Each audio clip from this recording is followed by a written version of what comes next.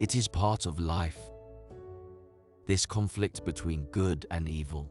It is said that inside every single person there is good and there is evil.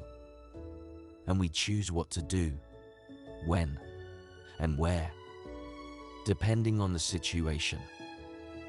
The fact that we possess both good and evil can be scary and relieving at the same time. Relieving in knowing that even the evilest of all has some good in them. Although we might have difficulties seeing that sometimes. But we have seen many times the bad guys doing good, not only in movies, but in real life as well. Scary. Well, it is scary to know that everyone you know is capable of doing you wrong, or doing something that will damage their image in your eyes. That's why trust is very valuable, very hard to establish, and very easy to demolish. The diversity around the globe is bedazzling. To some people, if you do not go to church or pray your prayers, you are not to be trusted. If you are too rich or too poor, you can be seen as evil or someone to stay away from. These values differ and vary between one person to the next, depending on their background, upbringing, that shapes their belief system and values. Now, if we explore the values and the so-called standards, is it fixed in every situation, place and time, or does it change?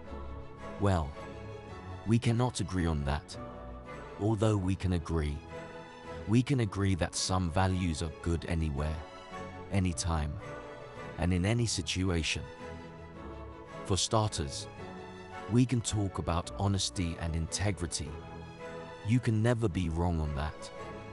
So being truthful, transparent, and keeping your actions and words consistent in any situation is always good. It can be sometimes compromised. When temptation is high, you can be tempted to do things you wouldn't normally do.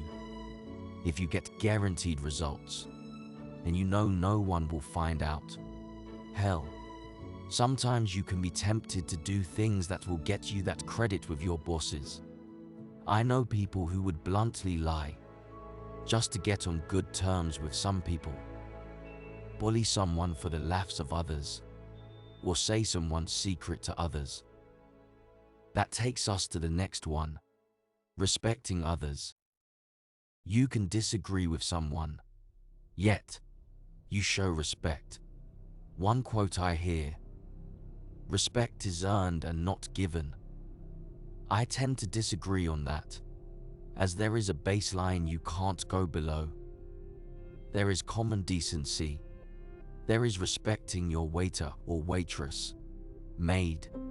When you cross the line with certain people, it is just a reflection of who you are, especially when those people are incapable of responding back due to their designation, role, need, or just out of their kind personality. At that point, you need to be true to yourself, to see what you are really made of.